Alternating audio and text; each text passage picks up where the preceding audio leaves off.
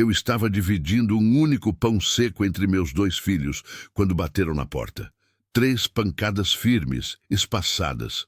O tipo de batida que não é de vizinho pedindo açúcar emprestado. É de alguém que vem com papel na mão, com cobrança, com más notícias. Sequei as mãos no avental. O mesmo avental que uso há 3 anos, remendado nas laterais, e fui atender com aquele aperto no peito que virou rotina. Meu corpo já aprendeu a se preparar para o pior antes mesmo de saber o que é. Quando abri a porta, o contraste me bateu como um tapa. O homem à minha frente usava terno escuro, impecável, daqueles que você vê em escritório de cidade grande, sapatos engraxados refletindo a luz fraca da manhã. Pasta de couro na mão, limpa demais, cara demais, e um perfume. Deus do céu, fazia tanto tempo que eu não sentia cheiro de perfume caro assim. Olhei para ele, depois olhei para mim. Minha blusa desbotada, lavada tantas vezes que o tecido ficou fino. A sandália velha, aquela que range quando eu ando.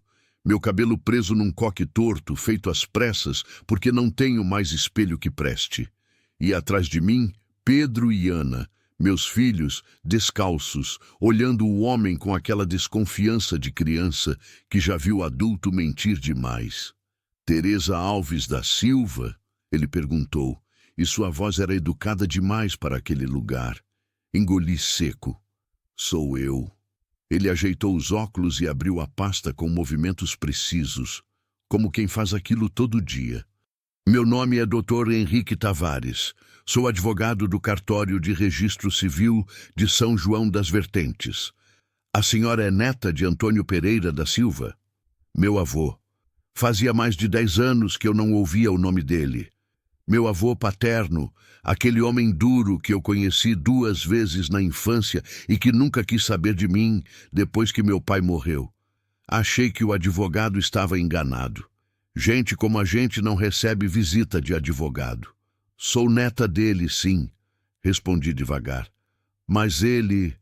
A gente não tinha contato. Eu sei. Ele tirou um envelope amarelo da pasta. Por isso vim pessoalmente. Seu avô faleceu há 43 dias. Deixou o testamento registrado em cartório.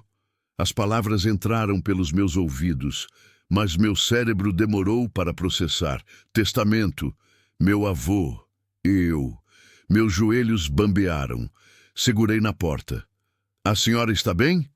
O advogado deu um passo à frente, preocupado. Estou. Menti. Sempre minto quando perguntam isso. Ele esperou eu me recompor. Não sei se notou que a casa estava sem luz, que não tinha a geladeira ligada, que o cheiro de mofo subia das paredes infiltradas. Ele provavelmente notou tudo, mas teve a delicadeza de não comentar. Posso entrar? Preciso explicar alguns detalhes. Olhei para trás. A sala estava uma bagunça.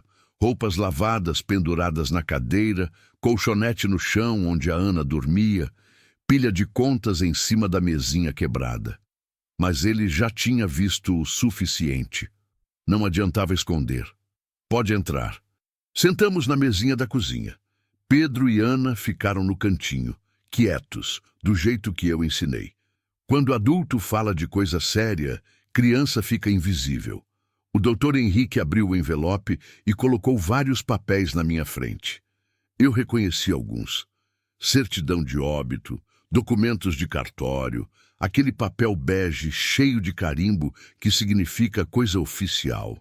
Seu avô Antônio deixou um único bem registrado em nome dele, uma propriedade rural localizada no município de Águas Quietas, divisa com o estado de Goiás.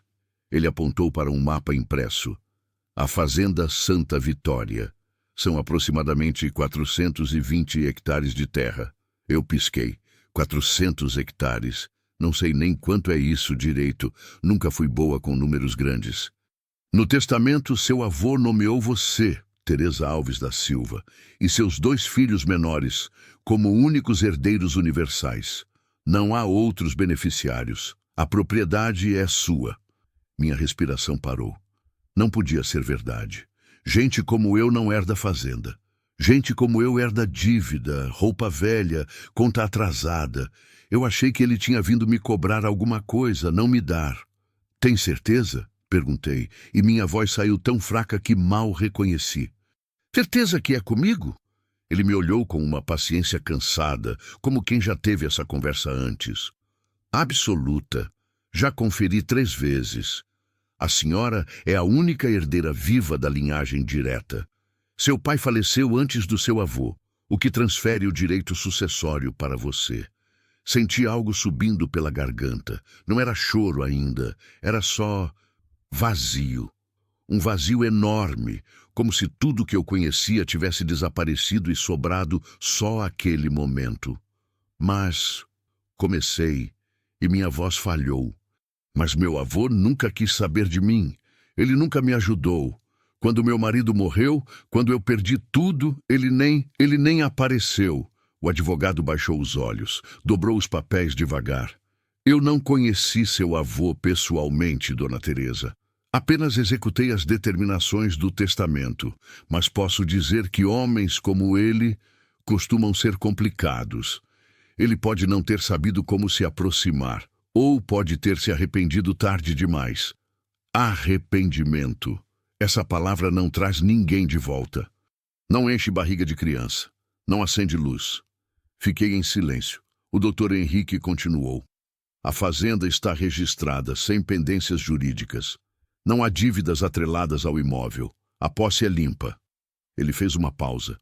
Mas preciso ser honesto com a senhora. Pronto. Eu sabia. Sempre tem um mas. A propriedade está abandonada há quase 10 anos. Seu avô morava sozinho lá. Foi ficando doente, deixou tudo cair. A casa principal está de pé, mas precisa de reformas. As cercas estão caídas. Não há produção ativa. É uma terra grande, mas largada, abandonada, como eu. Engraçado como a vida imita a gente. Então não vale nada? Perguntei, sentindo o peso voltar. Claro que não ia ser fácil. Não disse isso. Ele se inclinou. Terra vale, sempre vale, mas vai exigir trabalho, investimento, tempo. A senhora vai precisar decidir o que fazer. Vender, arrendar ou tentar tocar. Vender. A palavra dançou na minha cabeça. Vender e ter dinheiro, ter comida. Pagar as contas atrasadas, sair daquele buraco. Mas algo dentro de mim hesitou. Posso ir ver a fazenda antes de decidir? Ele sorriu pela primeira vez. Um sorriso pequeno, cansado, mas genuíno. Pode e deve. Ele tirou uma chave do bolso e colocou na mesa. Essa é a chave da casa principal. A estrada de acesso é razoável. Uns 90 minutos daqui. Aqui está o endereço. Peguei a chave. Era pesada, velha, ferrugem nos dentes. Como tudo que me dão. O doutor. Henrique se levantou, guardou os papéis, deixou uma cópia comigo. A senhora tem 60 dias para tomar uma decisão formal sobre o destino da propriedade. Se precisar de orientação, meu telefone está no cartão. Ele fez menção de sair, mas parou. E, Dona Teresa, sei que a vida não tem sido fácil, mas talvez essa seja a virada que a senhora estava esperando. Eu não respondi, porque não acredito em virada. Acredito em sobrevivência. Quando ele saiu, fiquei sentada olhando para a chave. Pedro se aproximou, curioso. Mãe, o que era isso? Uma herança, filho. Herança é coisa boa? Olhei para ele, para os olhos fundos de fome que ele tentava esconder. Para a Ana, magrinha, segurando a boneca velha sem um braço. Não sei ainda. Naquela noite, depois de colocar as crianças para dormir no colchonete, porque só tínhamos um, sentei no chão da cozinha escura e chorei. Chorei de confusão. Chorei de medo. Chorei porque estava cansada de ser forte. Mas no meio do choro, alguma coisa mudou. Peguei a chave de novo, senti o peso na mão. E pela primeira vez em muito tempo, senti outra coisa além de desespero. Senti possibilidade. Fim do capítulo 1. Aguardo sua confirmação para seguir com o capítulo 2. onde Teresa toma a decisão de ir até a fazenda e enfrenta a reação da família que a abandonou. Continue 0238A, Fazenda das Águas Quietas. Capítulo 2. Fantasmas do passado. A notícia se espalhou rápido demais, não sei como. Talvez alguém tenha visto o advogado saindo da minha casa. Talvez o vizinho tenha escutado através da parede fina. Ou talvez seja só o jeito que funciona quando você é pobre. Sua vida vira assunto público, porque privacidade é luxo de quem tem portão alto e muro. 2 dias depois da visita do Dr. Henrique, minha cunhada Marlene apareceu. Marlene, que não vinha me ver há 8 meses. Marlene, que sumiu quando eu pedi ajuda para comprar remédio para a Ana. Marlene, que espalhou pelos 4 cantos que eu era orgulhosa demais para aceitar conselhos de família. Ela bateu na porta às 9 da manhã, trazendo um bolo de fubá ainda quente. Eu olhei para o bolo, depois para ela. "Posso entrar, Teresa?" A voz era doce, doce demais. Abri a porta porque não sou de briga, mas também não sou idiota. Ela entrou, olhou em volta. Viu o olhar dela registrando a luz cortada, a umidade nas paredes, a pobreza escancarada, e sentou na cadeira com cuidado, como quem tem medo de sujar a roupa. Trouxe um bolo. Sei que as crianças gostam. Colocou a travessa na mesa. "Como você está?" "Do mesmo jeito que estava quando você não perguntava." Ela engoliu seco, mas continuou sorrindo. "Teresa, eu sei que fiquei distante. A vida anda corrida, sabe como é. Mas quando soube da herança, fiquei tão feliz por você." Herança, lá estava a palavra. "Como você soube?" perguntei, cruzando os braços. "Ah, essas coisas acabam vazando, né? Cidade pequena." Ela desviou o olhar. "Mas que bênção, Teresa. Uma fazenda. Deus é maravilhoso, não é? Deus." Ela não mencionou Deus nenhuma vez quando eu passei fome. "O que você quer, Marlene?" Ela piscou fingindo surpresa. "Quero ajudar, ora. Você não sabe nada de fazenda. Vai precisar de apoio." "E família é para isso, não é? Família." Essa palavra costumava significar alguma coisa antes de eu ficar viúva. "Ajudar como?" perguntei, e minha voz saiu mais fria do que eu pretendia. Marlene se ajeitou na cadeira, alisando a saia.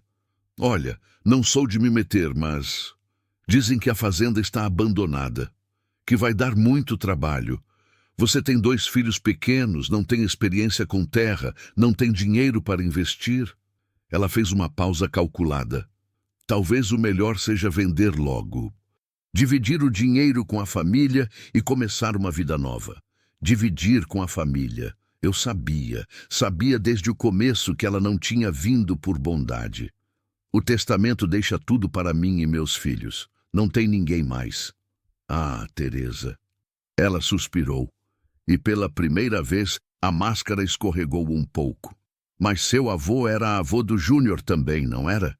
Meu filho também é neto dele. Não é justo ele ficar sem nada." "Justo." Ela falando de justiça. Levantei devagar, sentindo a raiva subir quente pela garganta. "Sabe o que não foi justo, Marlene? Você sumir quando eu precisei. Não foi justo meus filhos passarem fome enquanto vocês comiam. Não foi justo eu implorar por ajuda e vocês virarem as costas." Minha voz tremeu, mas continuei. "Agora aparece aqui com bolo e sorriso falso querendo parte do que é meu?"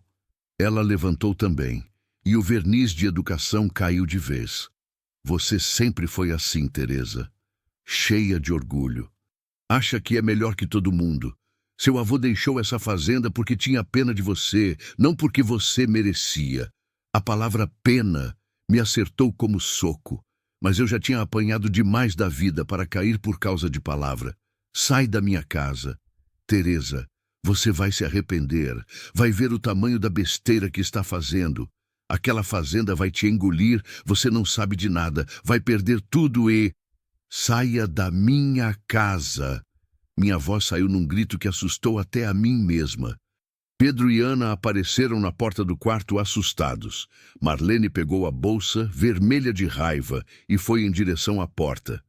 Antes de sair, virou e cuspiu as últimas palavras.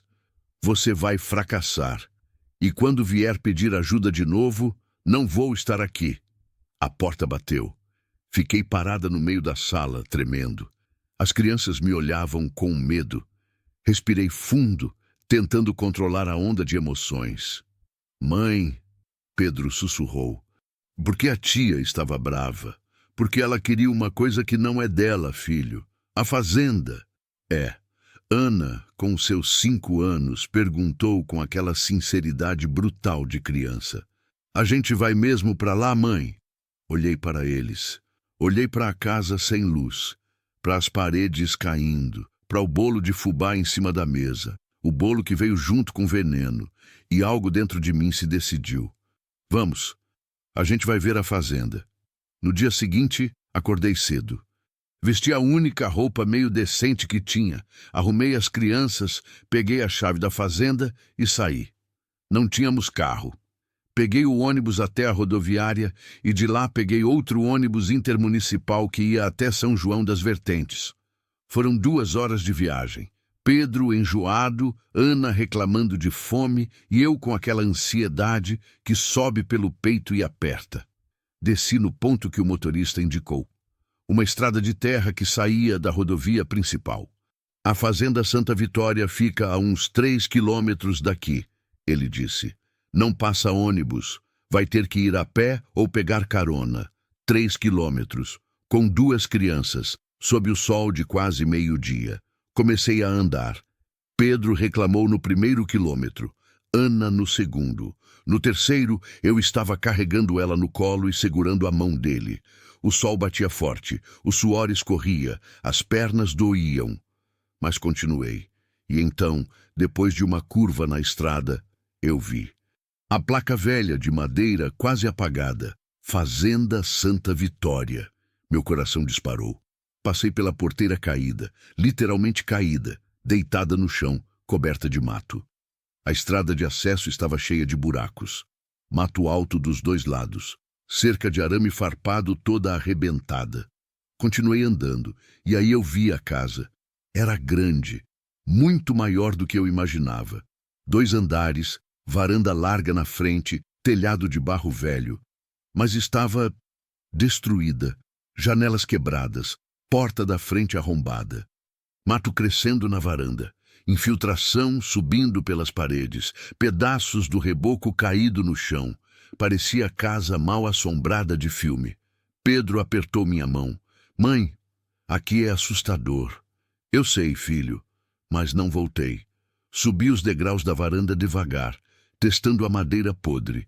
Empurrei a porta. Ela rangeu alto, um barulho de metal enferrujado que ecoou pela casa vazia. O cheiro me acertou. Mofo, poeira, abandono. Entrei. A sala era enorme. Pé direito alto, piso de tábua corrida, paredes descascadas, teias de aranha em todo canto, móveis velhos cobertos de poeira. Uma mesa grande no centro, cadeiras quebradas ao redor. Andei pelos cômodos, 5 quartos, 2 banheiros, cozinha gigante com fogão a lenha antigo, uma despensa, uma área nos fundos que devia ter sido lavanderia. Tudo velho, tudo quebrado, tudo abandonado. Subi para o 2º andar. Pedro não quis ir. Fiquei sozinha lá em cima. Mais 3 quartos vazios. Uma janela com vista para a terra. Foi quando olhei pela janela que entendi o tamanho. A terra se estendia até onde minha vista alcançava. Pasto tomado pelo mato. Galpões caindo. Curral vazio. Uma represa ao longe, com água verde e parada. Árvores enormes espalhadas, 400 hectares. Eu nem sabia quanto era isso direito, mas era grande, era muito grande, grande demais para mim. Sentei no chão daquele quarto vazio e deixei a realidade me esmagar. Eu não sabia nada de fazenda. Não sabia plantar, criar, consertar, administrar. Eu mal sabia sobreviver na cidade. Como eu ia dar conta disso? As lágrimas vieram rápido. Silenciosas. Chorei ali sozinha, no 2º andar de uma casa que parecia me engolir. Foi quando ouvi a voz da Ana lá embaixo. Mãe, mãe, vem ver! Sequei o rosto rápido e desci. Ela estava na cozinha, apontando para a janela dos fundos. Olha, mãe, tem pé de manga e goiaba, e tem umas flores bonitas ali. Olhei para onde ela apontava.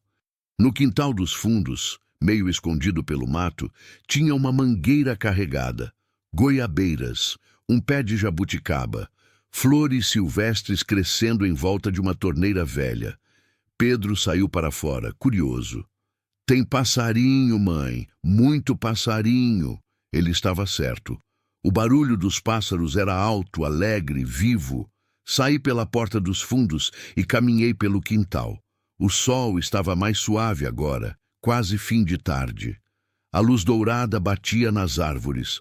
O vento balançava as folhas. Tinha cheiro de terra molhada, de mato, de vida escondida debaixo do abandono. E pela primeira vez não vi só destruição, vi possibilidade.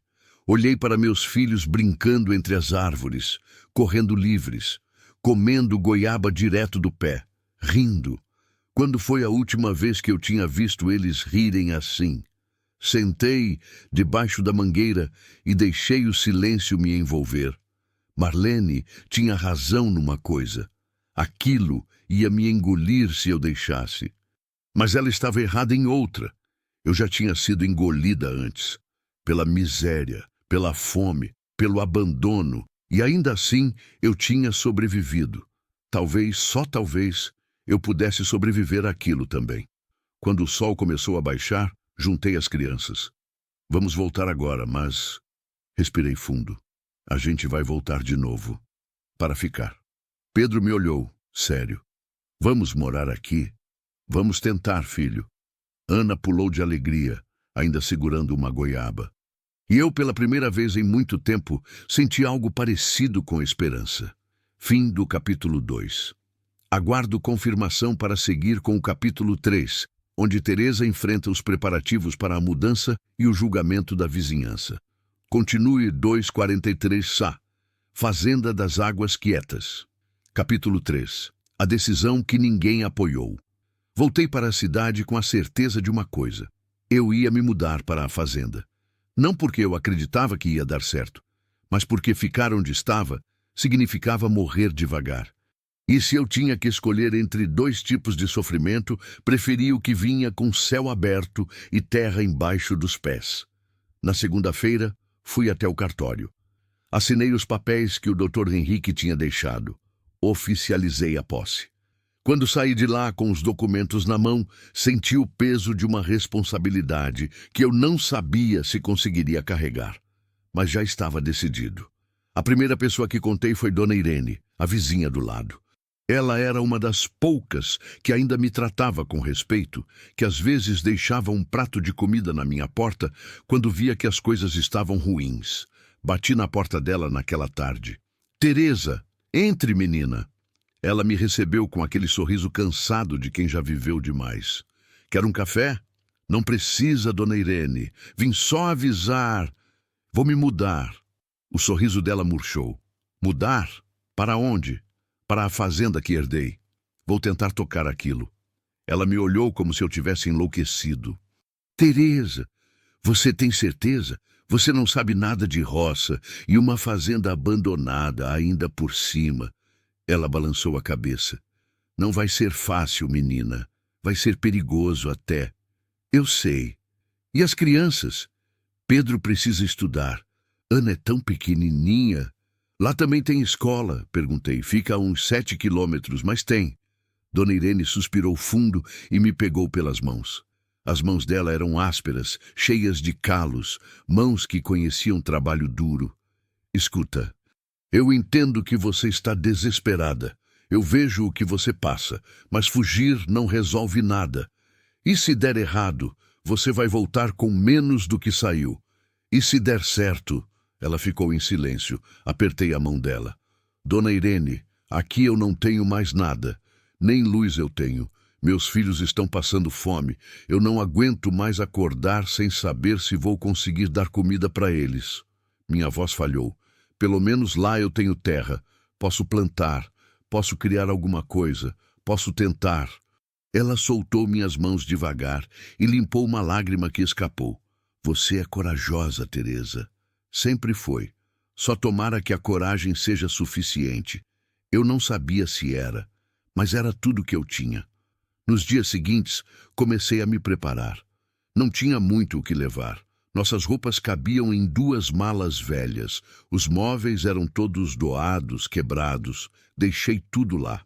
Levei apenas o colchão, algumas panelas, pratos, copos, as coisas essenciais.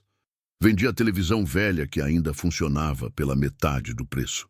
Vendi a mesinha da sala. Juntei R$ 300. Era pouco, mas era o que eu tinha. Enquanto eu arrumava as coisas, a notícia se espalhou pela vizinhança. E com a notícia vieram os palpites. Ela está louca, vai se arrepender. Coitada, não sabe onde está se metendo. Dizem que a fazenda é amaldiçoada. O velho morreu sozinho lá, abandonado por todos. Ela vai voltar em menos de 1 mês, pode anotar. Eu ouvia tudo. Fingia que não ouvia, mas ouvia. O pior foi quando encontrei seu Moacir, o dono da venda onde eu comprava fiado. Teresa, ouvi dizer que você vai embora. Vou, seu Moacir. Ele coçou a cabeça constrangido. Olha, você ainda tem uma dívida aqui de R$ 180. Eu não quero ser chato, mas se você vai embora, preciso que pague antes. R$ 180. Comida comprada nos últimos meses quando não tinha dinheiro nenhum. Arroz, feijão, óleo. O básico para não deixar meus filhos morrerem de fome. Eu sei, seu Moacir, eu vou pagar, só me dá mais uns dias. Teresa, eu confiei em você até agora. Mas se você vai para o meio do mato, como eu vou saber que você vai voltar para pagar? As palavras doeram, não porque ele estava sendo injusto, mas porque ele estava certo. Peguei R$ 50 dos 300 que eu tinha juntado e dei para ele. É tudo que tenho agora, mas eu volto e pago o resto. Dou minha palavra. Ele pegou o dinheiro, mas o olhar dele dizia que não acreditava. Ninguém acreditava. 2 dias antes da mudança, minha irmã Célia apareceu. Célia, que morava em outro estado. Célia, que sumiu da minha vida há mais de 3 anos. Célia, que não veio no enterro do meu marido. Ela chegou de táxi, coisa que ninguém fazia naquele bairro. Saiu toda arrumada, roupa bonita, cabelo pintado. Parecia outra classe social. Bateu na porta. Quando abri e vi quem era, travei. De Teresa! Ela abriu os braços para me abraçar. Dei um passo atrás. O que você quer, Célia? O sorriso dela ficou forçado. Nossa, que recepção! Não pode ficar feliz de ver a irmã? Você não é minha irmã há 3 anos. Ela respirou fundo, como quem está controlando a paciência. Tá, eu mereço isso. Eu sei que fiquei distante. Mas vim aqui porque soube da herança e vim te ajudar a tomar uma decisão sensata. Sensata? Deixa eu adivinhar. Você acha que eu devo vender a fazenda? Ela entrou sem ser convidada. Olhou em volta, franziu o nariz para a pobreza escancarada. Teresa, pelo amor de Deus, olha a situação que você está.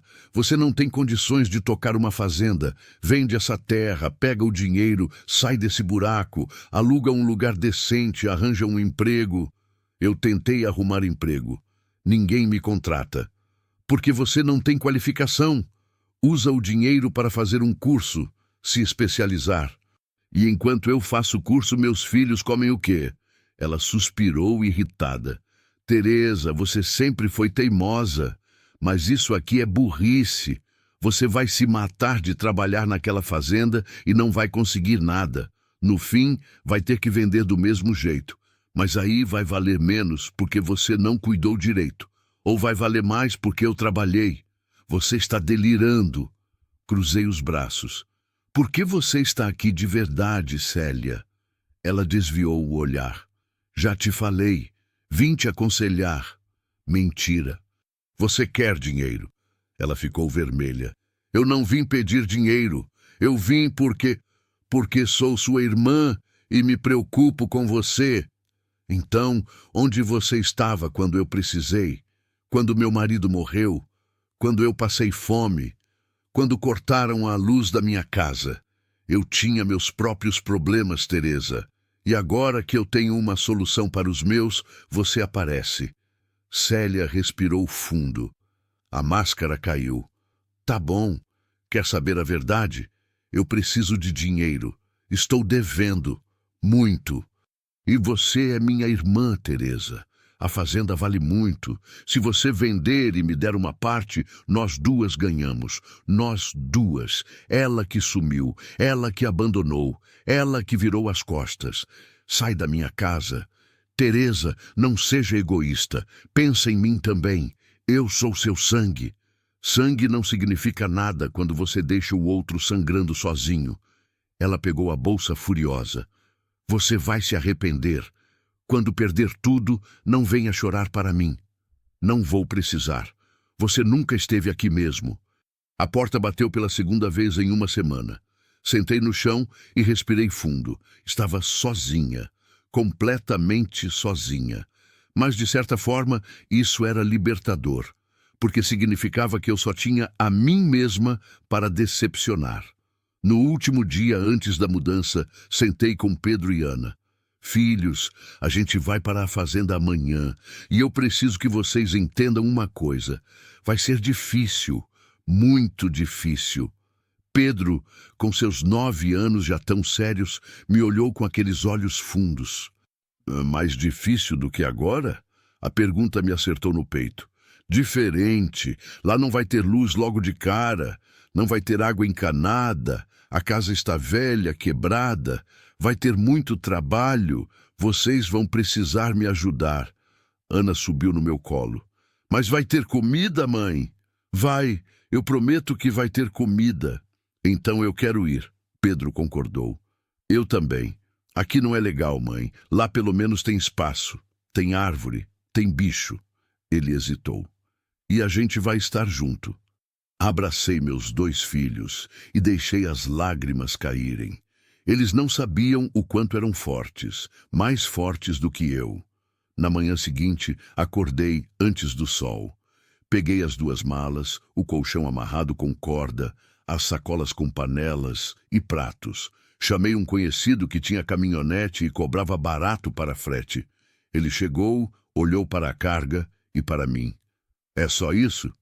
É só isso. Colocamos tudo na carroceria. Pedro e Ana entraram na cabine comigo. O motorista ligou o motor. Olhei para trás uma última vez. A casa sem luz, as paredes caindo, o bairro pobre, sujo, sem esperança. E então olhei para frente, para a estrada, para o desconhecido. Vamos, disse ao motorista. E fomos. A caminhonete balançava na estrada esburacada. As crianças olhavam pela janela curiosas. Eu segurava firme a bolsa onde estava a chave da fazenda. Quando passamos pela placa Fazenda Santa Vitória, meu coração disparou. O motorista parou em frente à casa. É aqui? É. Ele desceu, olhou para a casa destruída, para o mato alto, para o abandono. Senhora, tem certeza? Olhei para a casa, para a terra, para o céu aberto. Tenho. Ele ajudou a descarregar as coisas. Colocamos tudo na varanda. Paguei os R$ 80 que restavam do dinheiro. A caminhonete foi embora levantando poeira. E então ficou só silêncio. Eu, Pedro, Ana e uma fazenda inteira de possibilidades e terrores. Pedro segurou minha mão. E agora, mãe? Respirei fundo. Agora a gente começa. Fim do capítulo 3. Aguardo confirmação para prosseguir com o capítulo 4, onde Teresa enfrenta a primeira noite na fazenda e os desafios práticos da sobrevivência.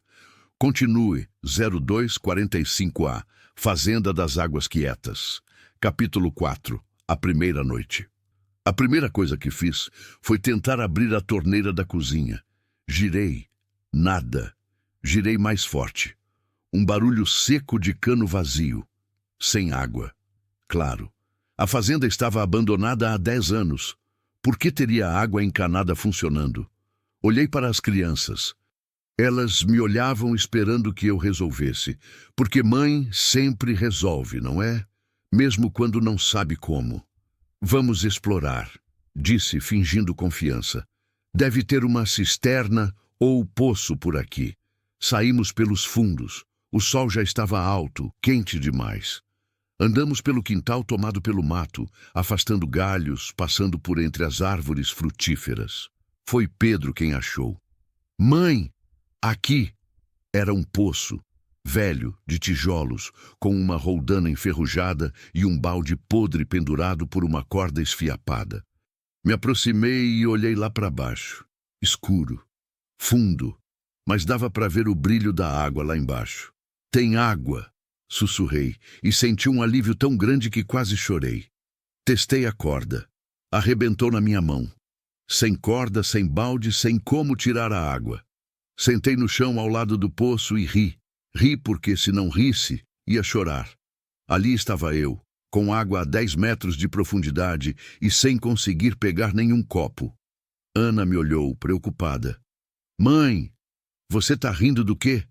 Da situação, filha. Da situação absurda que eu me meti. Mas rir não resolvia nada. Levantei, limpei a terra da calça e pensei rápido. Tinha R$ 170 no bolso. Era tudo, todo o dinheiro do mundo. Vamos até a cidade. Preciso comprar corda e balde. Voltamos pela estrada de terra, 3 quilômetros a pé, até a vila mais próxima.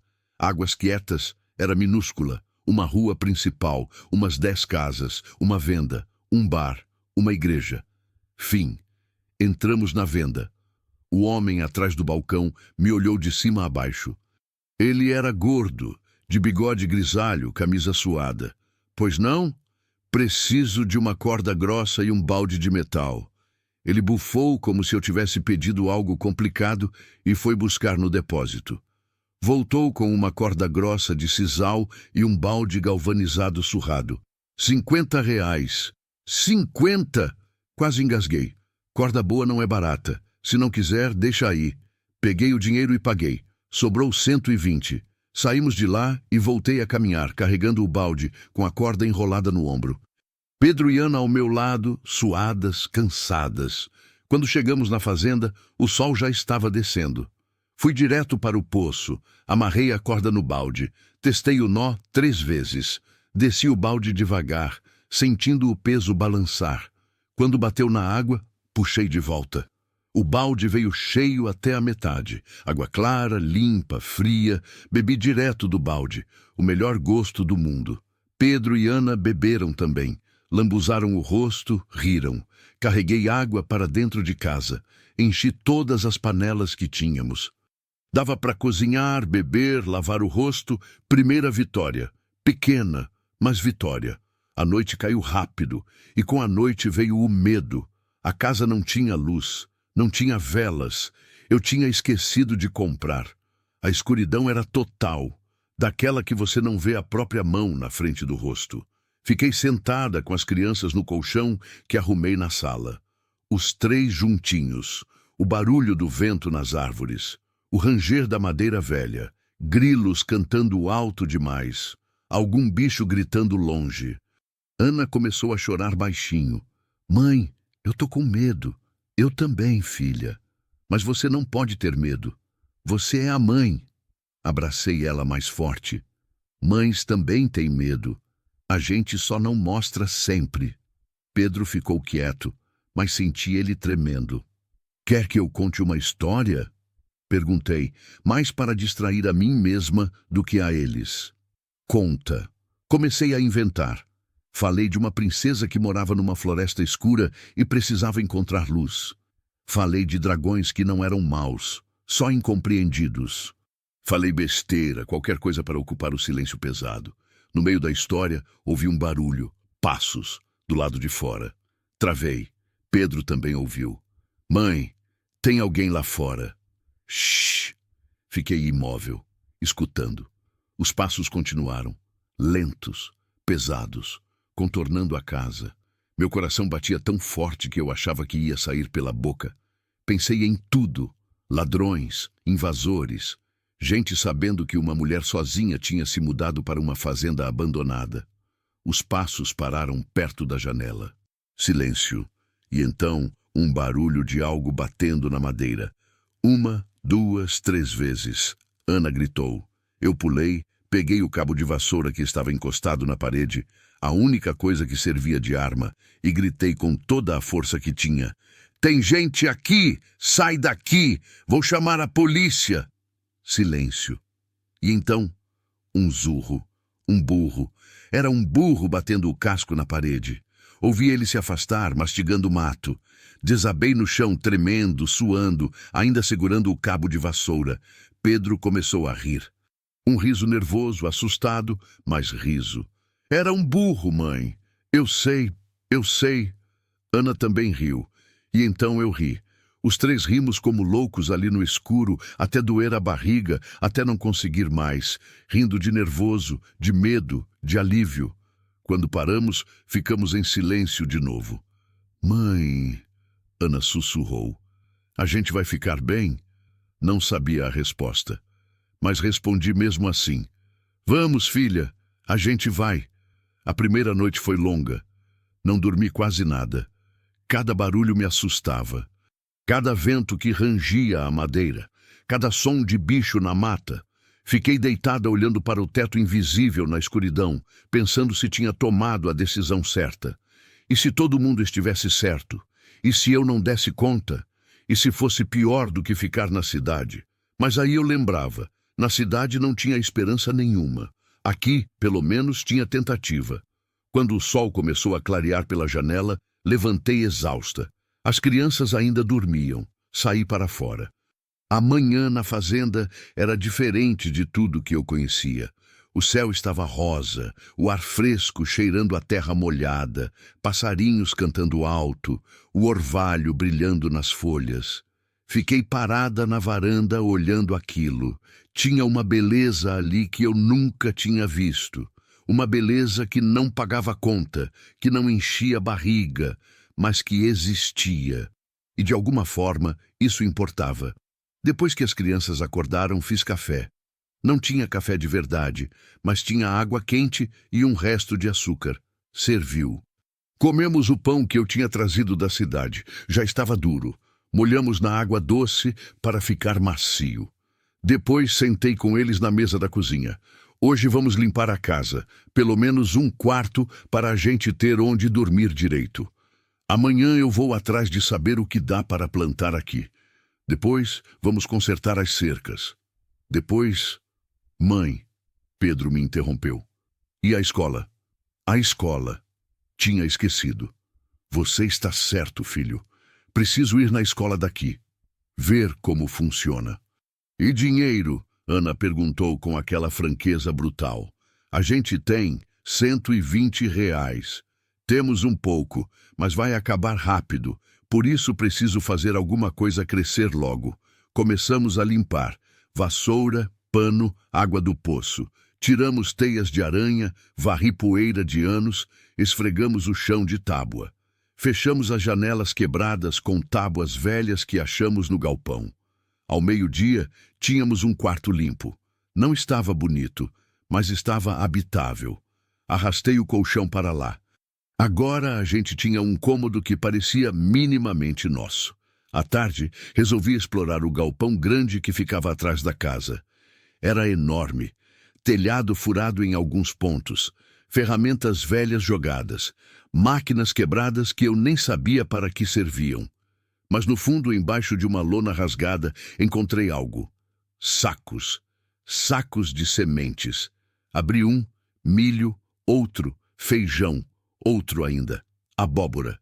Estavam velhos, secos, não sabia se ainda prestavam, mas eram sementes, e sementes podiam virar comida. Carreguei os sacos para fora. Ao todo, 3 tipos de sementes. Não era muito, mas era um começo. Pedro me ajudou. A gente vai plantar isso, mãe? Vamos tentar. Você sabe plantar? Não, mas vou aprender. Naquela noite, depois de mais um jantar simples, arroz sem tempero e ovo frito, sentei com as crianças na varanda.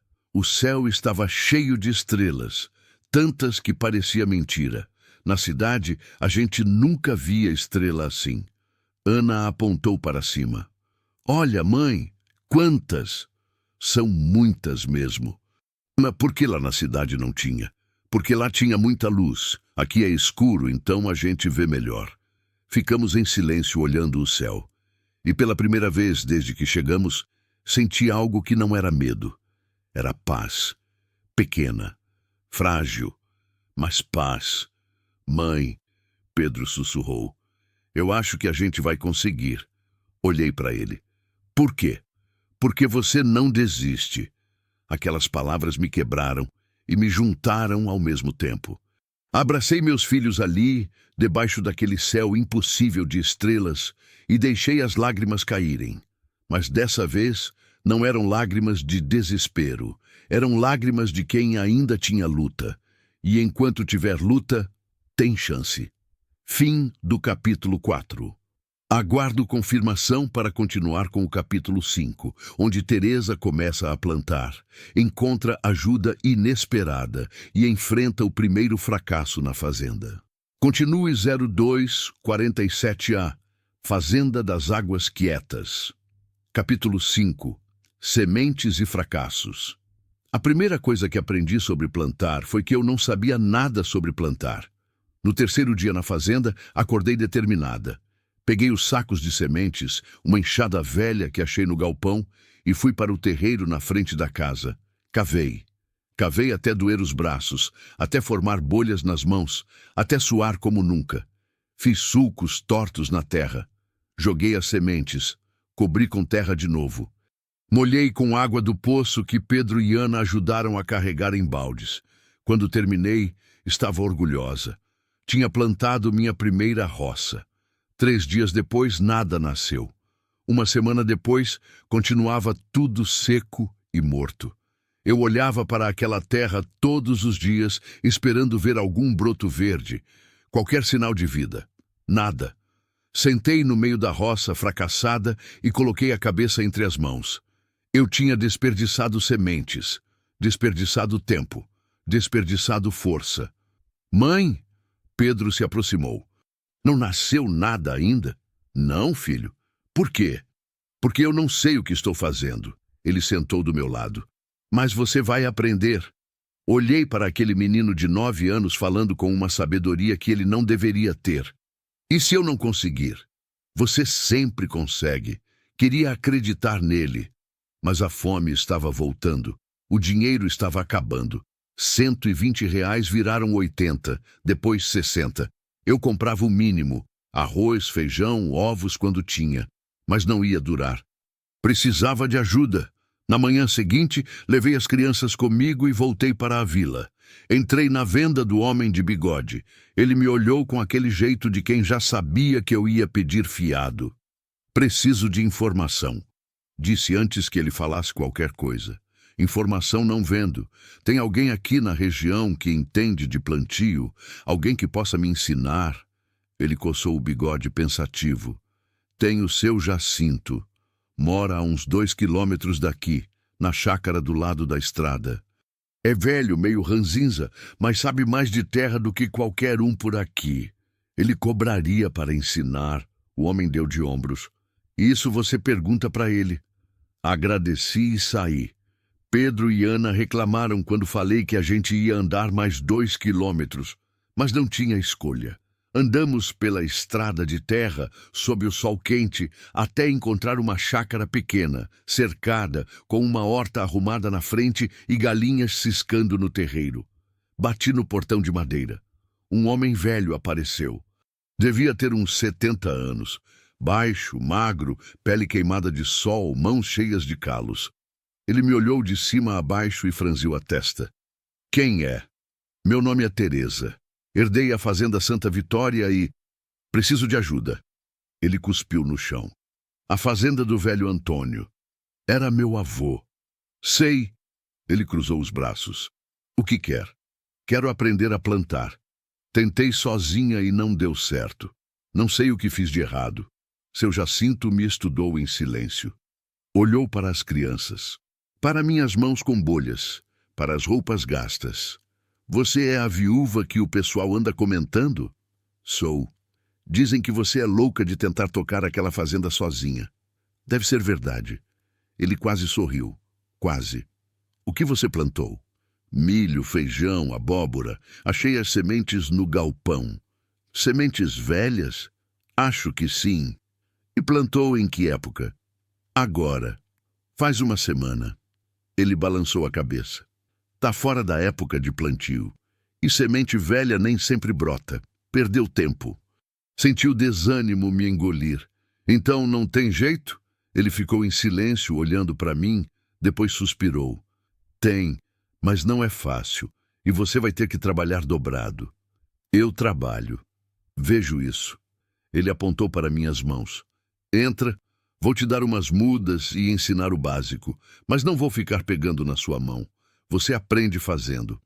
Entrei na chácara com as crianças. Seu Jacinto me mostrou a horta dele. Cenoura, alface, tomate, couve, tudo organizado, saudável, verde. Você precisa preparar a terra direito. Não adianta só jogar semente e rezar. Tem que arar, adubar, regar na medida certa. E tem que respeitar a época de cada coisa. Ele me deu mudas de alface, tomate, couve. Me ensinou a fazer canteiros, me explicou sobre adubação orgânica, esterco de galinha, se conseguir, e sobre drenagem. Falou durante 2 horas. Eu absorvi tudo como esponja. Antes de eu ir embora, ele parou na porta. Você tem dinheiro? Pouco. Arruma galinha. Umas 3, 4. Galinha dá ovo, dá carne, dá adubo. É investimento que se paga. Onde eu arrumo galinha? Aqui. Tenho demais. Levo lá amanhã. R$ 20 por cabeça. R$ 20. Eu tinha 60. Levo 3. Ele concordou com a cabeça. Voltei para casa carregando as mudas com cuidado, como se fossem feitas de vidro. Pedro e Ana ajudaram. Quando chegamos, fui direto para o quintal. Preparei os canteiros do jeito que seu Jacinto ensinou. Plantei as mudas. Molhei. 3 dias depois, elas estavam vivas, verdes, crescendo. Olhei para aquilo e chorei, porque era a primeira coisa que eu fazia que dava certo. Seu Jacinto apareceu no dia seguinte com 4 galinhas dentro de uma gaiola velha. Trouxe uma a mais, de presente, porque você vai precisar. Paguei os R$ 60 que me restavam. Fiquei sem nada, mas tinha galinhas. Ele me ensinou a fazer um galinheiro improvisado com tábuas velhas do galpão. Me ensinou sobre água limpa, milho para alimentar, como coletar os ovos. Daqui uns dias você já tem ovo. Vende o que sobrar, compra ração. E assim vai. Antes de ir embora, ele parou e me olhou. Você tem coragem, Teresa? Coragem é bom, mas não basta. Precisa de teimosia também, porque essa terra vai tentar te quebrar. E se você não for teimosa, vai desistir. Eu não desisto. Ainda não. Ele apontou para os canteiros. Mas vai ter dia que vai querer. Quando esse dia chegar, você lembra. Desistir é fácil. Ficar é que é difícil. Ele foi embora na carroça velha. Fiquei olhando as galinhas ciscando livres no terreiro. Era pouco. Muito pouco. Mas era mais do que eu tinha antes. Os dias viraram semanas. Acordava antes do sol, cuidava da horta, alimentava as galinhas, carregava a água do poço.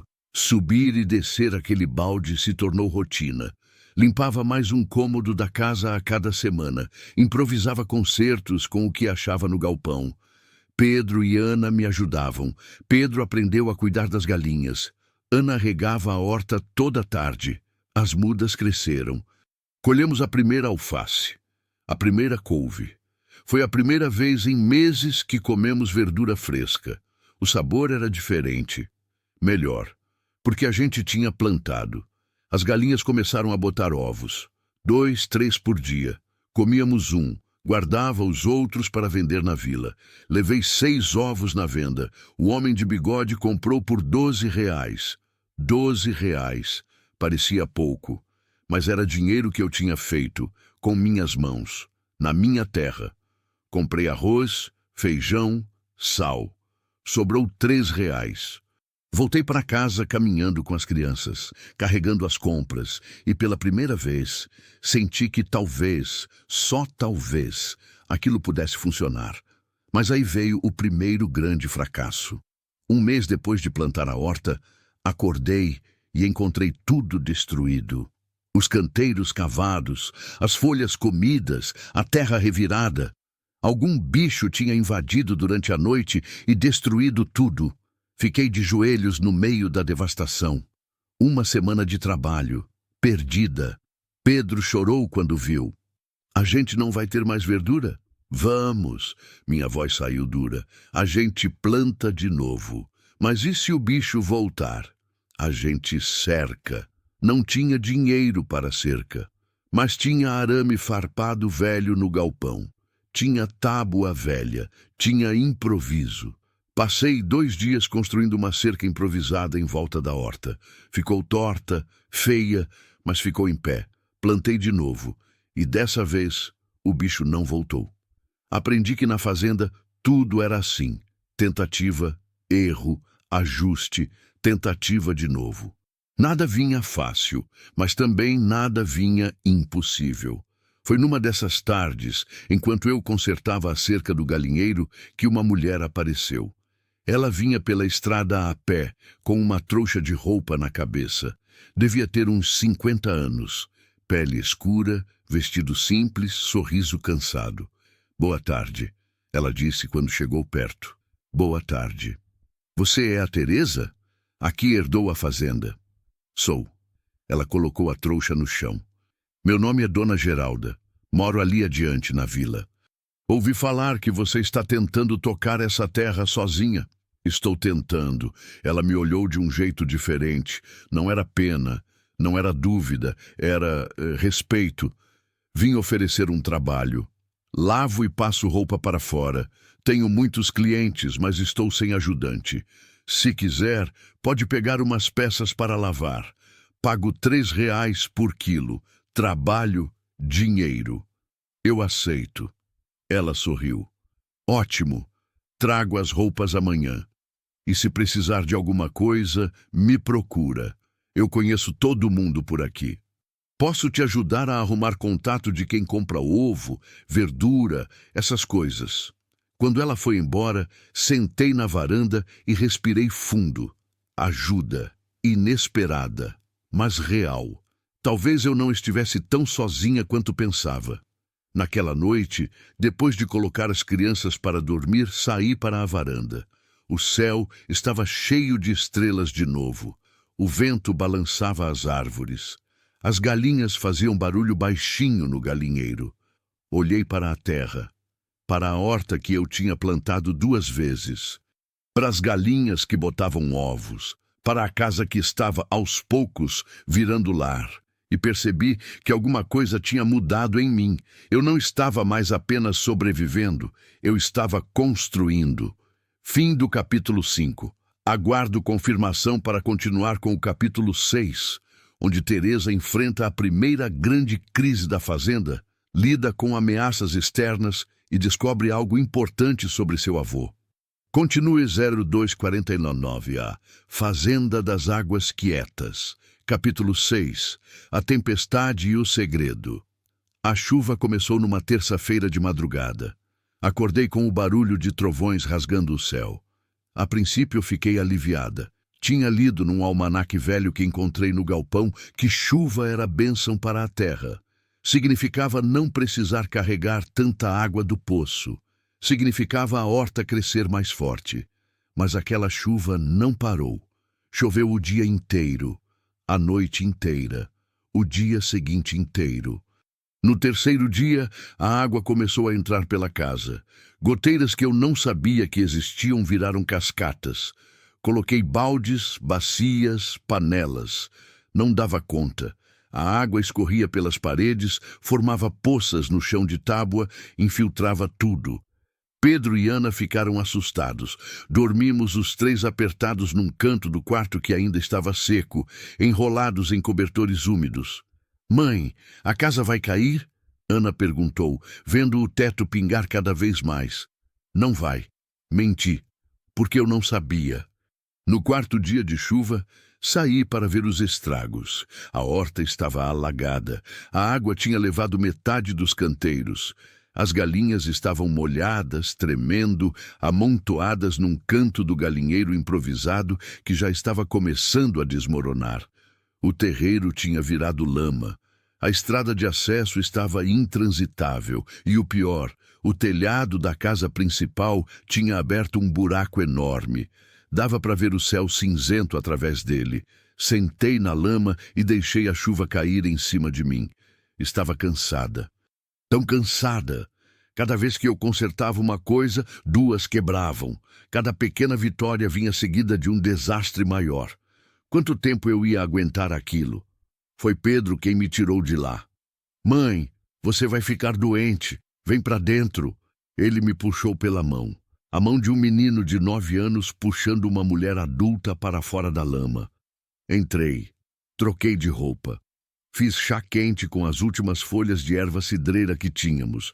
E tomei uma decisão. Quando a chuva parasse, eu ia consertar aquele telhado. Nem que tivesse que subir lá eu mesma. A chuva parou no 5º dia. O sol saiu tímido, iluminando a devastação. Metade da horta tinha ido embora. O galinheiro estava torto. A casa cheirava a mofo. Mas estávamos vivos. Fui até a vila assim que a estrada ficou minimamente transitável. Precisava de telhas, precisava de madeira, precisava de tudo que eu não tinha dinheiro para comprar. Na venda, o homem do bigode me olhou com pena. Ouvi dizer que a chuva pegou pesado lá na fazenda. Pegou. Quanto de estrago? Muito. Preciso de telhas. Umas 20 pelo menos. Ele assobiou. Telha boa tá cara. Umas 15, 20 reais cada. 20 reais cada telha. 20 telhas. 400 reais. Eu tinha 17 reais no bolso. Não tenho esse dinheiro agora. Posso pagar parcelado? Ou trabalhar para pagar? Ele coçou o bigode pensando. Olha, Teresa, eu até que gosto de você. Você tem peito. Mas já levei muito calote de gente com mais condição que você. Não posso arriscar. Saí de lá sem as telhas. Caminhei pela vila tentando pensar em alguma solução. Foi quando vi um cartaz pregado num poste. Compro sucata e ferro velho. Pago bem. Tinha um telefone embaixo. Pensei no galpão da fazenda, cheio de máquinas velhas, ferramentas quebradas, pedaços de metal enferrujado. Sucata. Corri de volta para casa. Passei o resto do dia separando tudo que era metal no galpão. Peças de trator velho. Arado quebrado, correntes enferrujadas, ferramentas que não prestavam mais, pregos velhos. Fui juntando tudo num canto. Pedro me ajudou. Ana também, carregando as peças pequenas. Quando terminamos, tinha uma pilha considerável. No dia seguinte, fui na venda e usei o telefone público. Liguei para o número do cartaz. Um homem atendeu. Tenho sucata para vender. Bastante. Que tipo? Ferro velho. Peças de máquina. Ferramentas. Onde você tá?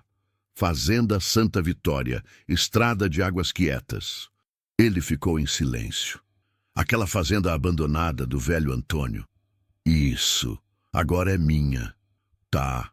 Passo lá amanhã para avaliar. Desliguei com o coração acelerado. Se ele comprasse, eu teria dinheiro para as telhas.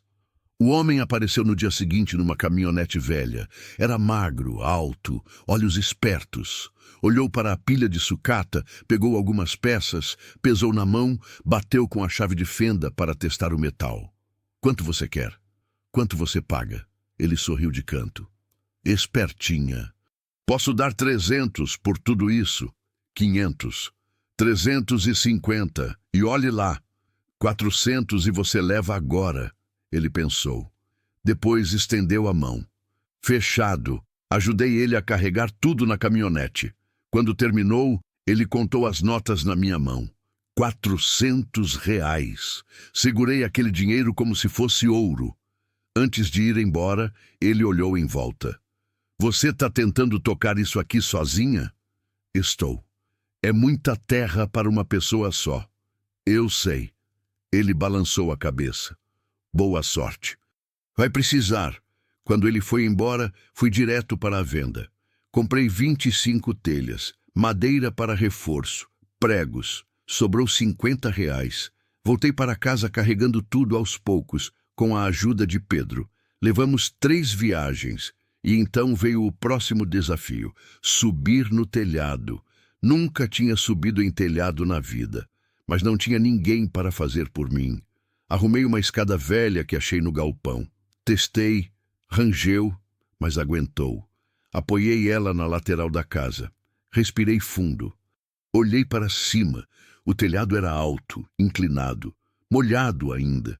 Mãe, você vai subir aí? Pedro perguntou assustado. Vou. E se você cair? Não vou cair.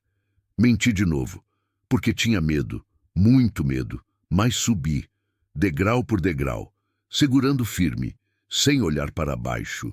Quando cheguei no telhado, agarrei na cumeeira e me puxei. Sentei com cuidado. O vento batia forte lá em cima. A vista era enorme. Dava para ver a fazenda inteira. Mas não tinha tempo para admirar. Trabalhei devagar. Tirei as telhas quebradas. Coloquei as novas. Preguei as madeiras para reforço. Suei, tremi, quase escorreguei 2 vezes. Levei o dia inteiro. Quando desci, estava escurecendo. As mãos sangravam. Os braços doíam. Mas o buraco estava fechado. Pedro e Ana me esperavam embaixo. Conseguiu, mãe? Ana perguntou. Consegui. Ela me abraçou forte. E naquele abraço, senti que cada coisa difícil que eu fazia não era só por mim, era por eles. Naquela noite, enquanto as crianças dormiam, resolvi explorar a casa mais a fundo. Tinha cômodos que eu ainda não tinha aberto. Um deles era um quarto no final do corredor do 2º andar. A porta estava trancada. Forcei a fechadura velha com uma faca. A porta cedeu. O quarto estava escuro, cheirava a fechado. Acendi a lamparina que eu tinha comprado. Era um quarto simples. Cama de casal velha. Guarda-roupa de madeira. Uma mesa com gavetas. Abri a primeira gaveta. Papéis velhos. Contas antigas, recibos. Abri a segunda. Fotografias. Peguei uma e cheguei perto da luz. Era meu avô, mais jovem, talvez uns 60 anos. Ao lado dele, uma mulher, bonita, sorrindo, e uma criança pequena no colo. Virei a foto. Atrás estava escrito a lápis: Antônio Maria e Pedrinho, 1998. Pedrinho, meu pai. Olhei para a foto por um longo tempo. Meu avô sorria. Ele parecia feliz. Continuei procurando. Achei mais fotos. Meu pai crescendo, meu avô e minha avó juntos. Fotos de festa, de Natal, de aniversários. E então achei uma carta. Estava dentro de um envelope amarelado. Abri. A letra era trêmula, de pessoa idosa. Teresa, se você está lendo isso, é porque eu já morri. E você herdou essa terra que foi tudo que eu tive na vida. Eu sei que nunca fui um bom avô. Sei que te abandonei quando você mais precisou. Depois que seu pai morreu, depois que Maria foi embora, eu não soube como lidar com nada. Fechei meu coração. Afastei todo mundo. Foi covardia. Pura covardia. Eu podia ter te ajudado.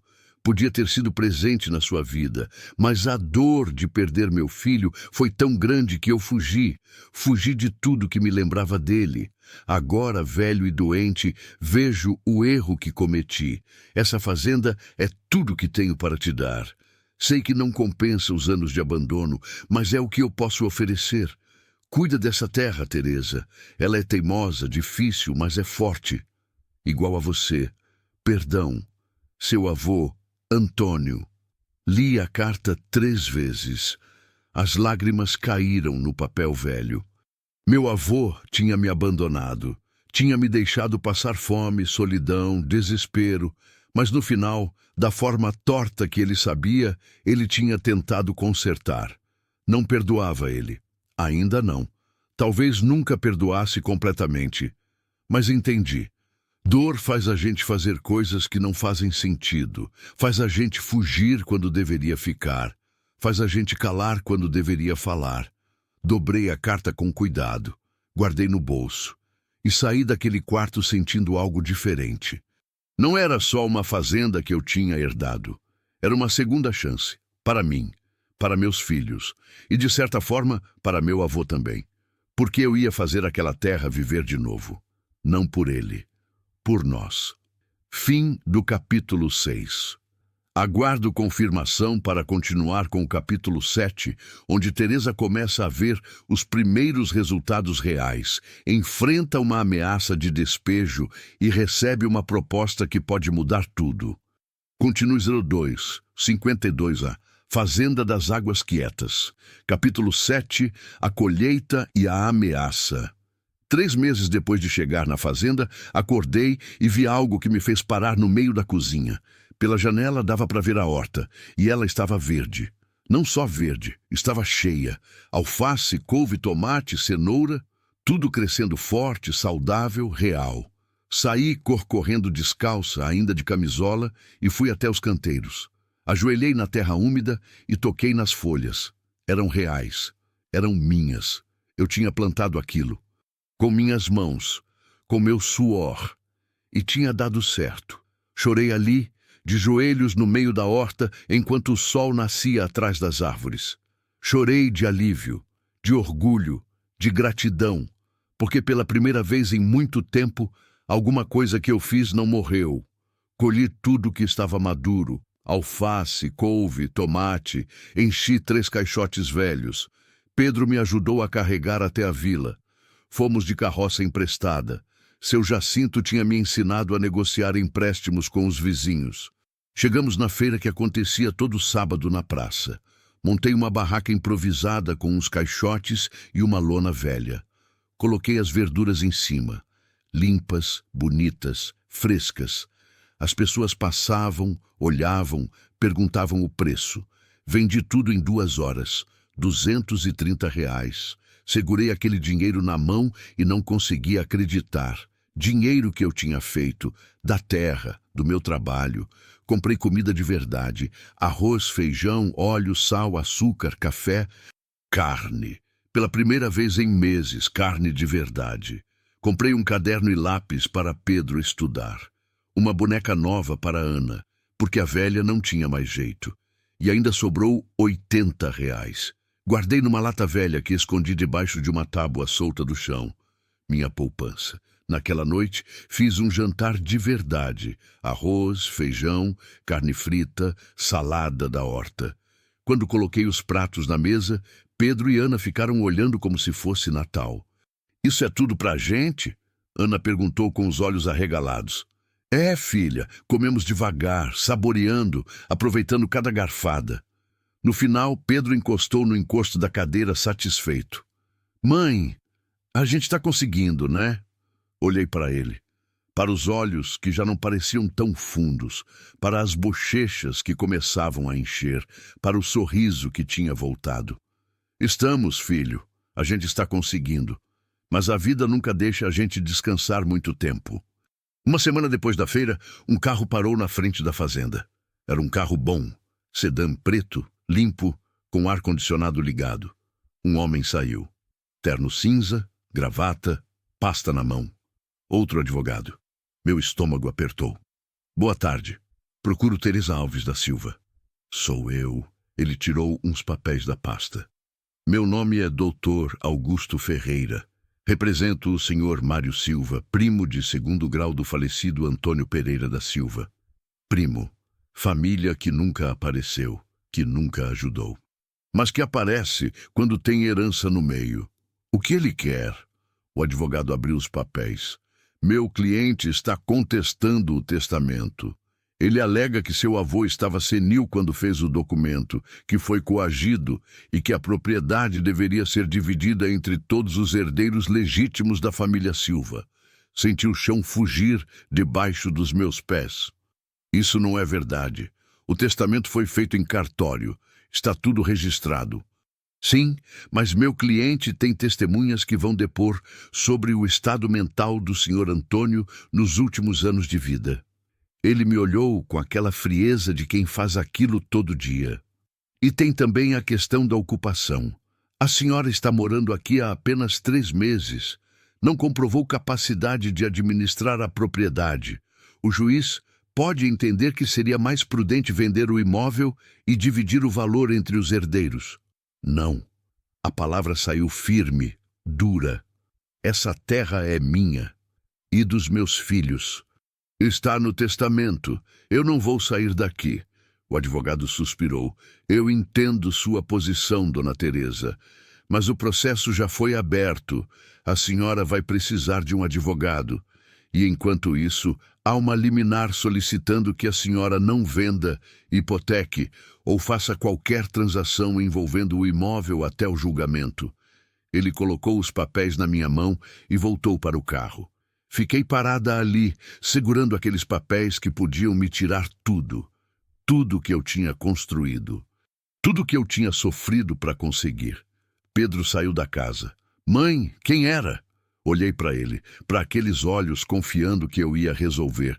Ninguém importante, filho. Mas era mentira. E eu sabia.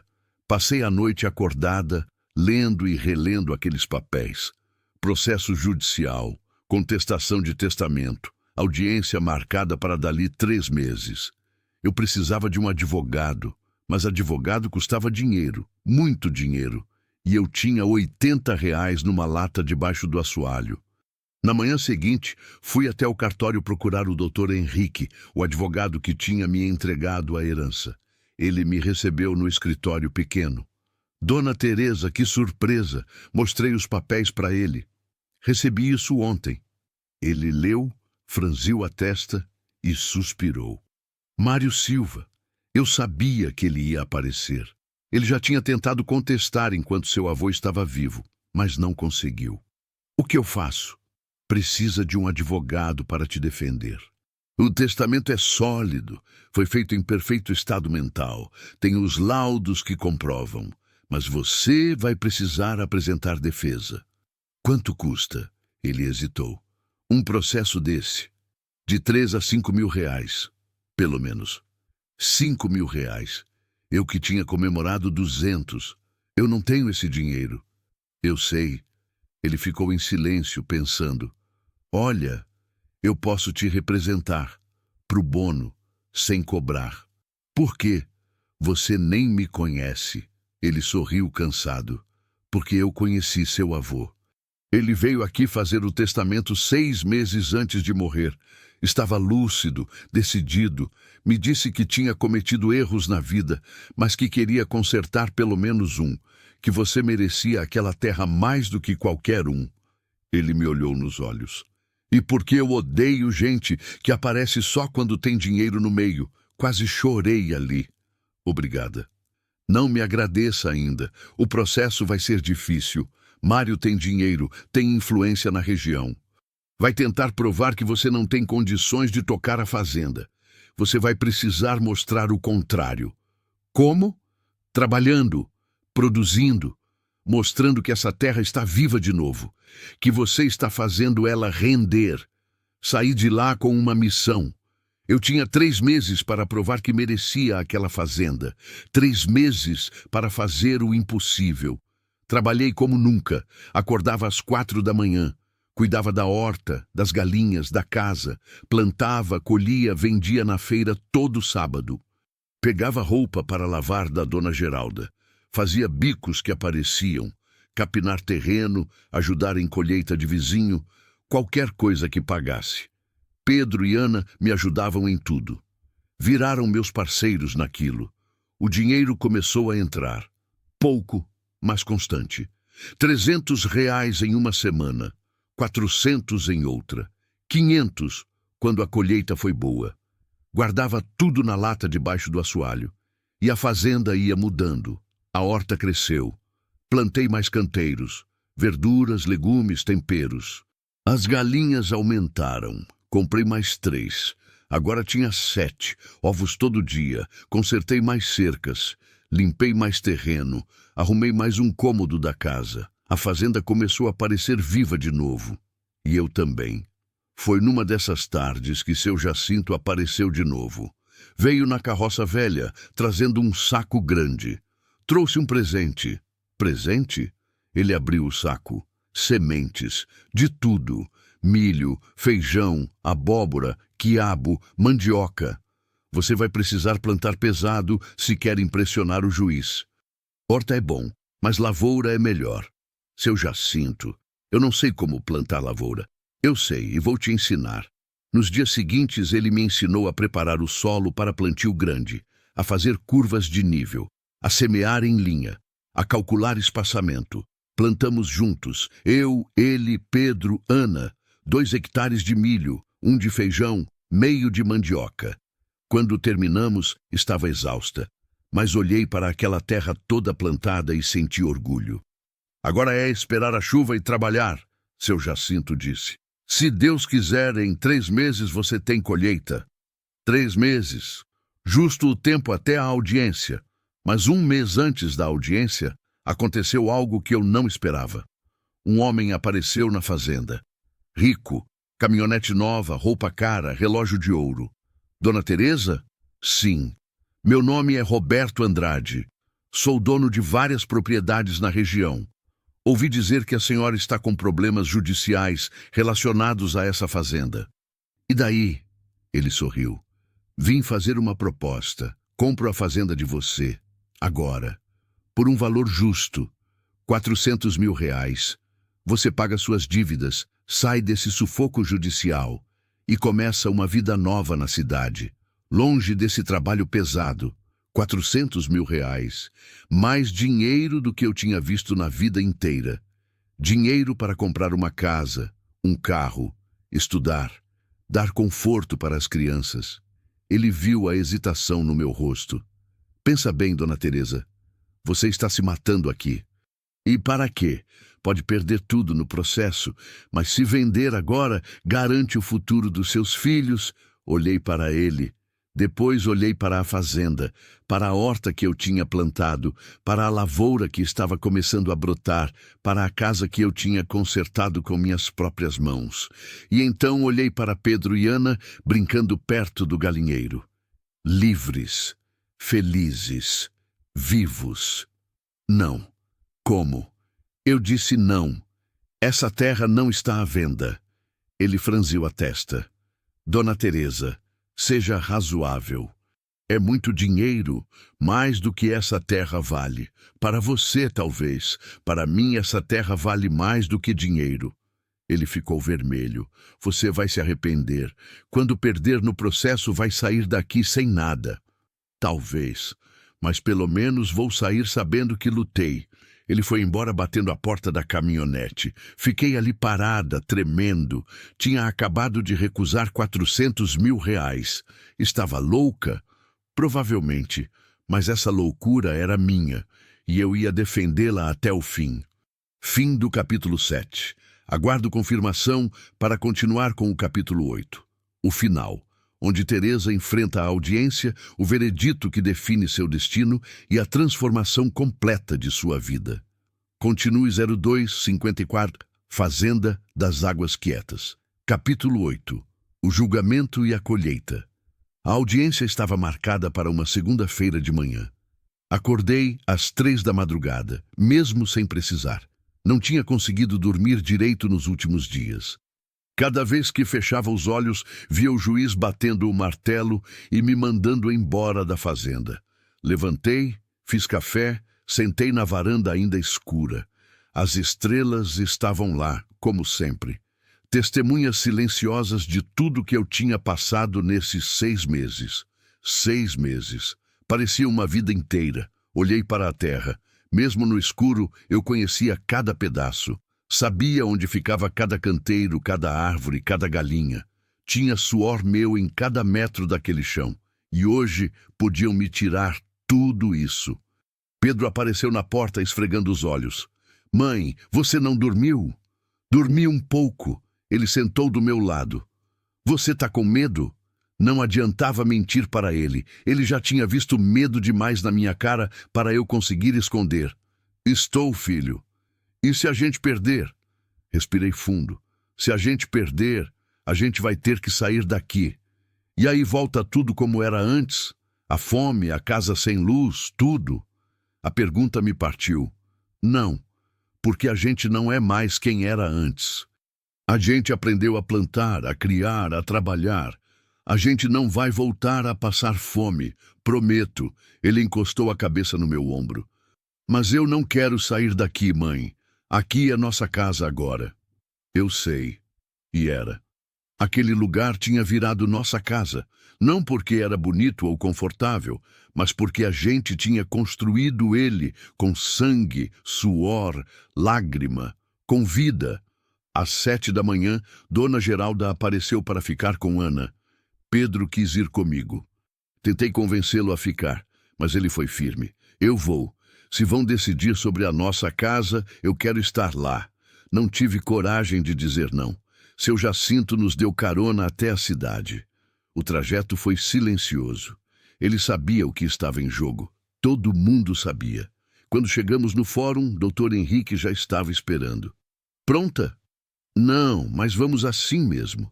Ele sorriu. Você está mais preparada do que imagina. Confie em mim. Entramos na sala de audiência. Era pequena, com paredes amareladas e cheiro de papel velho. O juiz ainda não tinha chegado, mas do outro lado da sala, eles já estavam lá. Mário Silva, o primo do meu avô que eu nunca tinha visto na vida. Gordo, de terno caro, anel de ouro no dedo, cara de quem sempre teve tudo fácil. Ao lado dele, o doutor Augusto e mais 2 homens de terno que deviam ser testemunhas. Mário me olhou com desdém, como se eu fosse menos que nada. Segurei a mão de Pedro e sentei. O juiz entrou. Todo mundo levantou. A audiência começou. O doutor Augusto falou primeiro. Apresentou a contestação do testamento. Disse que meu avô estava senil, que não tinha condições mentais de fazer um testamento válido. Chamou testemunhas, vizinhos que juraram ter visto meu avô confuso nos últimos meses de vida. Mentiras, mas mentiras ditas com convicção em ambiente formal viram verdade se ninguém contestar. Depois ele argumentou sobre minha incapacidade de administrar a fazenda. Meritíssimo, a senhora. Teresa não tem experiência em administração rural. Não tem recursos financeiros. Está colocando em risco um patrimônio valioso por pura teimosia.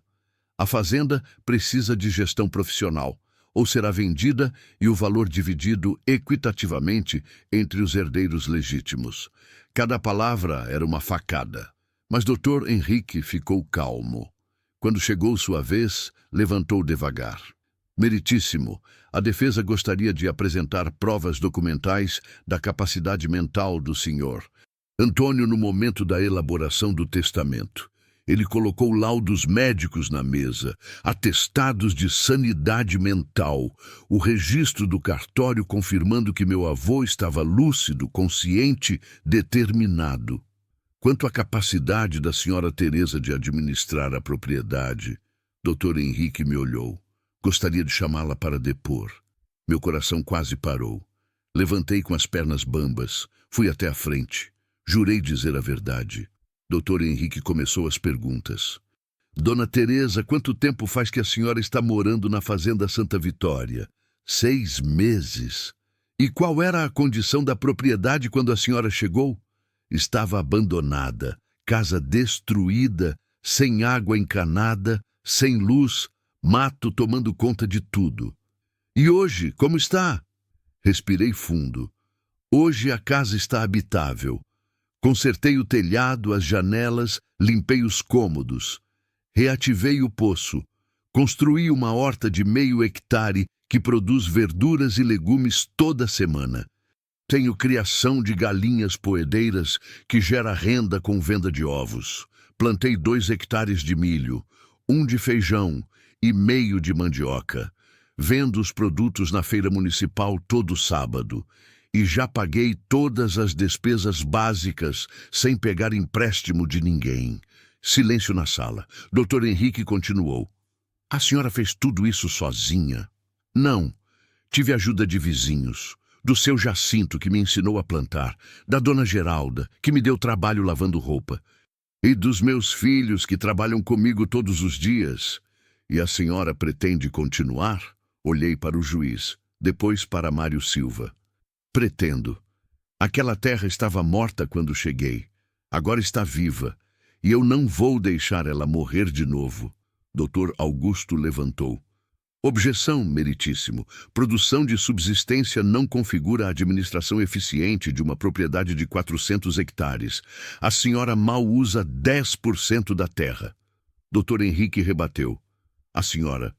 Teresa está há apenas 6 meses na propriedade, meritíssimo. Sozinha, viúva, com 2 filhos menores, conseguiu reativar produção agrícola, gerar renda, pagar despesas. Isso demonstra não apenas capacidade, mas determinação excepcional. E diferente do Sr. Mário Silva, que nunca pôs os pés naquela fazenda, ela está lá todo dia, trabalhando, construindo. O juiz bateu o martelo. Ordem. Vou ouvir as testemunhas de defesa. Dr. Henrique chamou seu Jacinto. O velho subiu ao banco, jurou, sentou. O senhor conhece a senhora Teresa? Conheço, desde que ela chegou. E pode descrever o trabalho que ela vem realizando? Seu Jacinto olhou para mim, depois para o juiz. Aquela mulher trabalha mais que 3 homens juntos. Aprende rápido, não reclama, não desiste. Vi ela subir em telhado para consertar telha sozinha. Vi ela carregando água do poço todo dia. Vi ela plantando, capinando, colhendo. E vi aquela terra que estava morta há 10 anos voltar a produzir. Se isso não é capacidade, então eu não sei o que é. Mário Silva bufou. Isso é assistencialismo emocional, não gestão. O juiz olhou para ele. Senhor Mário, o senhor terá a oportunidade de falar. Por ora, silêncio. Dona Geralda também depôs. Confirmou que eu trabalhava, que sustentava meus filhos, que era respeitada na comunidade. Dr. Henrique apresentou notas fiscais das vendas na feira. Recibos de pagamento. Fotos da fazenda, antes e depois. Quando terminou, olhou para o juiz. Meritíssimo. A senhora Teresa não apenas demonstrou capacidade de administrar a propriedade, ela demonstrou que é a única pessoa que realmente se importa com aquela terra. O senhor Mário Silva nunca visitou a fazenda. Nunca se preocupou com o senhor Antônio quando ele estava vivo e doente. Apareceu apenas depois da morte, apenas porque há patrimônio envolvido. Isso não é família, é oportunismo. Mário Silva ficou vermelho de raiva, mas não conseguiu rebater. O juiz bateu o martelo. Vou analisar as provas. Sentença em 15 dias. Audiência encerrada. Saí do fórum tremendo. 15 dias. 2 semanas de espera para saber se eu ia ficar ou perder tudo. Dr. Henrique colocou a mão no meu ombro. Você foi muito bem. Disse exatamente o que precisava ser dito. E vai ser suficiente? Não sei, mas fizemos nossa parte. Voltei para a fazenda em silêncio. Pedro segurou minha mão o caminho todo. Quando chegamos, Ana correu para me abraçar. E aí, mãe, a gente ganhou?